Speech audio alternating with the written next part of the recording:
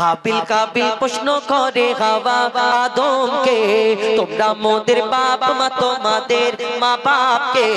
হাবিল কাবিল প্রশ্ন করে হাওয়া আদমকে, তোমরা মোদের বাপ মা তোমাদের মা বাপকে। বলো গো মোদের বলো কি তাদের নাম ছিল, বলো গো মোদের বলো কি তাদের নাম ছিল। মোদের দাদা দাদি নানা নানি আছে কোথায়? প্রশ্ন শুনে আদম হাওয়া হলো অবাক গো। হাবিল কাবিলকে তারা কি দেবে জবাব গো। প্রশ্ন শুনে আদম হাওয়া হলো অবাক গো। হাবিল কাবিলকে তারা কি দেবে জবাব গো। দুজনে আল্লাহ বলে সিজদাতে যায় চলে, দুজনে আল্লাহ বলে সিজদাতে যায় চলে। বলে মাসুম ছেলে মোদের কাছে একই জানতে চায়। হাবিল কাবিল প্রশ্ন করে হাওয়া আদমকে, তোমরা মোদের বাপ মা তোমাদের মা বাপকে। কি উত্তর তাদের বাপ মানে কি উত্তর দেবে? পিতা আদম মা হাওয়া কি উত্তর দেয়? কবি ছন্দের মাধ্যমে আরো কি লিখছে দেখুন।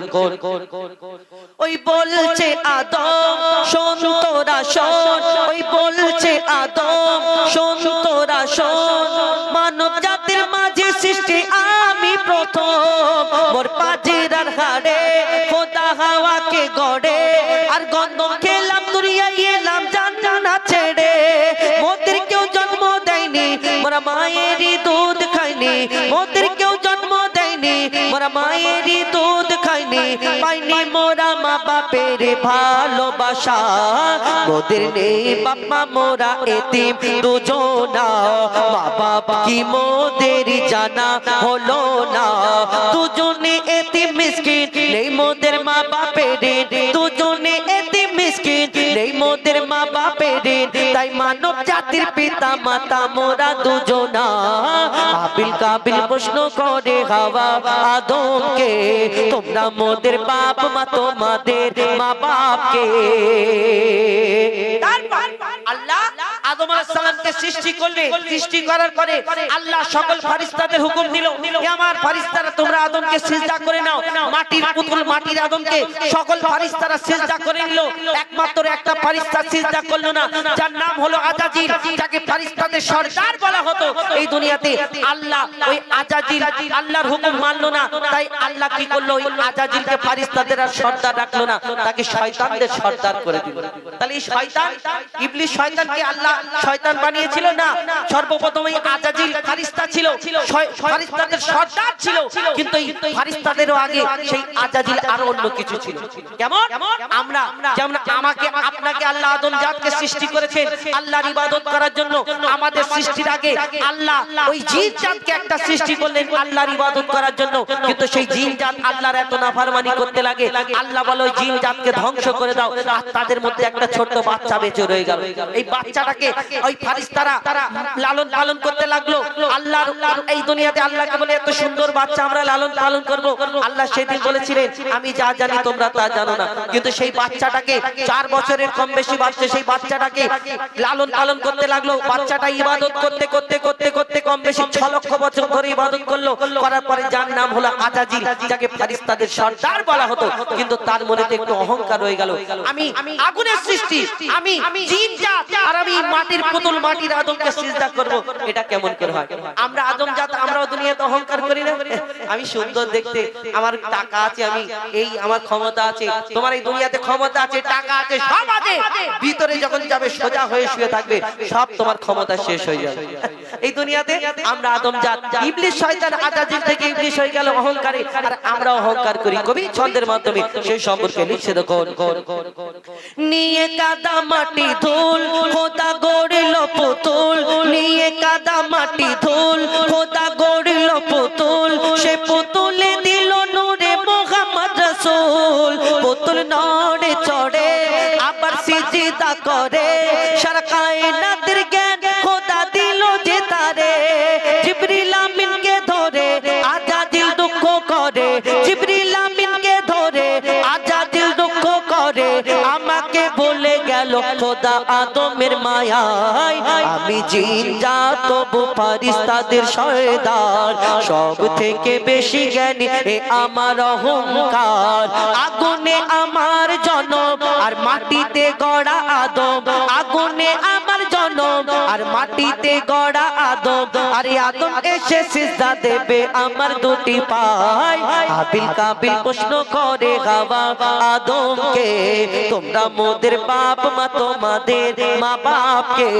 হাবিল কাবিল প্রশ্ন করে হাওয়া আদমকে, তোমরা মোদের বাপ মা তোমাদের মা বাপকে, তোমরা মোদের বাপ মা তোমাদের মা বাপকে। কিছু বলবেন? দূর দূরান্ত দাঁড়িয়ে আছে, বসে থাকলে কি হয়, বসে থাকলে নিচে থেকে ঠান্ডা ওঠে তো কষ্ট হয় নাকি না? অনেকজন বসে না, অনেকজন দাঁড়িয়ে আছে। যা লোক দাঁড়িয়ে আছে কিন্তু বসে থাকলে পুরো মজমাটা ভরে যায়, দেখতে ভালো লাগে। যাই হোক, আমি অনুরোধ করব না, কেন আমি ছোটবেলা থেকে দেখছি, গজল বলছি, ছোটবেলা থেকে কোনোদিন দেখিনি কিছু কিছু মানুষ কোনোদিন বসে না। ও চট হোক আর সিংহাসন হোক আর চেয়ার হোক যা হোক, বসে না, কোনো ব্যাপার না। আবার যদি বলা হয় যে দাদা বসে যান একটুখানি, রাস্তার ধারে না দাঁড়িয়ে থেকে, কষ্ট করে না দাঁড়িয়ে থেকে, আবার বললে অনেকজন চলে যায় গুড় গুড় করে, আস্তে আস্তে পালায়। বাবা, পালানোর দরকার নেই, আপনারা দাঁড়িয়ে যদি শুনতে ভালো লাগে দাঁড়িয়ে শুনুন, কষ্ট করে দাঁড়িয়ে যদি শুনতে ভালো লাগে শুনুন, কোনো অসুবিধা নেই, আমার কোনো অসুবিধা নেই। অনেকজনা বলেন না বসলে একটু তাকবীর তাকবীর দেবে, বাচ্চারা একবার একটু তাকবীর দেবে নাকি? আল্লাহু আকবার বলবে জোরে। কেন আমার ঘর থেকে কি আব্বা মানা করে দিয়েছে যে ওই হুজাইফা যে গজল শিল্পী আসবে ওই তাকবীর দিলে তোমরা আওয়াজ দেবে না, বলেছে তোমার আব্বা? হ্যাঁ, তাহলে একবার জোরে করে দিলে কষ্ট হবে কি?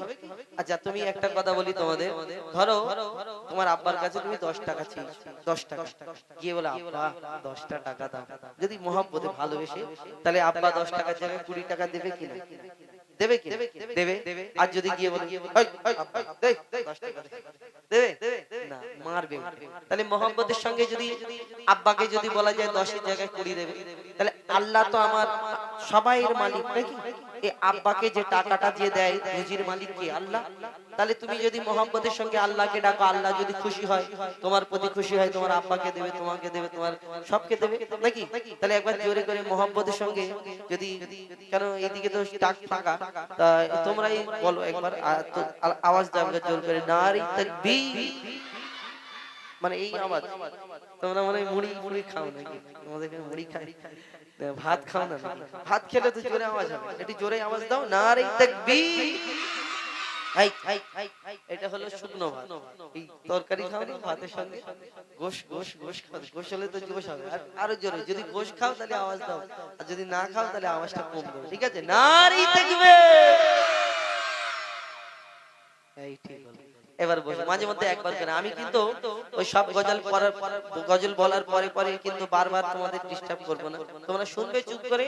আর তোমাদের যদি কোনো গজল শোনার ইচ্ছে থাকে, কেন তোমরাই তো আমাদের বসে আছো, আর কেউ নেই, তোমাদের গজলগুলো বলবে ইনশাআল্লাহ, বলবে। আর তোমাদের নিয়ে একটি গজল শোনাবো মাদ্রাসা নিয়ে, যে ছোট্ট বাচ্চারা মাদ্রাসা যে গজল ইনশাআল্লাহ শোনাবো। তো এখন সেই হাবিল কাবিল প্রশ্ন করে হাওয়া আদমকে, তোমরা আমাদের বাপ মা, তোমাদের মা বাপকে। আদম আলাইহিস সালাম মা হাওয়া যে ঘটনা বলছিলাম, জান্নাতের মধ্যে যখন দুনিয়ার মধ্যে আসলেন, পাঠালেন আল্লাহ, তানাদের এই বাচ্চা কাচ্চা এই দুনিয়ার মধ্যে হলো হাবিল কাবিল, সুমাইয়া, আকলিমা, লিজা, সে অনেক নাম। কিন্তু এই হাবিল কাবিল এই দুনিয়াতে আল্লাহ তানাদের হুকুম দিল, এই আদম হাওয়া তোমার সন্তানদের বিয়ে দাও। আর সেই সময় কার সঙ্গে বিয়ে দেবে? অন্যজন তো দুনিয়ায় ছিল না। হাবিল কাবিলের এই মা হাওয়া পিতা আদমের বাচ্চা কাচ্চা শুধু ছিল। সেই সময় আল্লাহ জোড়া জোড়া বাচ্চা দিয়েছিল, ভাই বোনের বিয়ে দেওয়ার হুকুম দিল। হাবিলের বোনের সঙ্গে কাবিলের বিয়ে, কাবিলের বোনের সঙ্গে হাবিলের বিয়ে। আর এই হাবিলের বোনটা একটু কালো মতো ছিল, দেখতে ভালো না, আর কাবিলের বোনটা সুন্দরী। আর তখন কাবিল চিন্তা করে, আমার সুন্দরী বোন ও পাবে আর আমি একটু কালো মতো পাবো, এরকম হয়। তখন আব্বা পিতা আদমকে বলে যে না এটা কিরকম করে হয়, আমার বেলায় এই কালো, তুমি তো আমার সঙ্গে ঠিক বিচার করো না। আল্লাহ তখন আদম আলাইহিস সালামকে বলে, আদম তুমি দুনিয়াতে তোমার সন্তানদের হুকুম দাও যে আল্লাহ হুকুম দিয়েছে যে তুমি আল্লাহর রাস্তায় কুরবানি করো, যার কুরবানিটা কবুল হবে সে ওই সুন্দরী মেয়েটা পাবে। হাবিল কাবিল কুরবানি করলো, হাবিলের কুরবানিটাই কবুল হলো আর কাবিলেরটা কবুল হলো না। তখন সে কাবিল চিন্তা করলো এবার কি হবে, ও তো সুন্দরী পেয়ে যাবে, হাবিলকে খুন করে দিল। এবং তারপরে সেই কি বলো কাক কবর খোলা দেখালো, অনেক ঘটনা। কিন্তু হাবিল কাবিল প্রশ্ন করে, বলো তোমরা আমাদের বাপ মা, তোমরা আমাদের জন্ম দিয়েছো, তোমরা আমাদের লালন পালন করেছো, তবেই তো আমরা এত বড় হলাম, কিন্তু তোমাদের কে জন্ম দিল, তোমাদের কে দুধ পান করিয়েছে, কে লালন পালন করেছে, লালন পালন কে করেছে? পিতা আদম মা হাওয়া প্রশ্ন করে, কি উত্তর দেয়? কবি ছন্দের মাধ্যমে লিখছে, দেখো।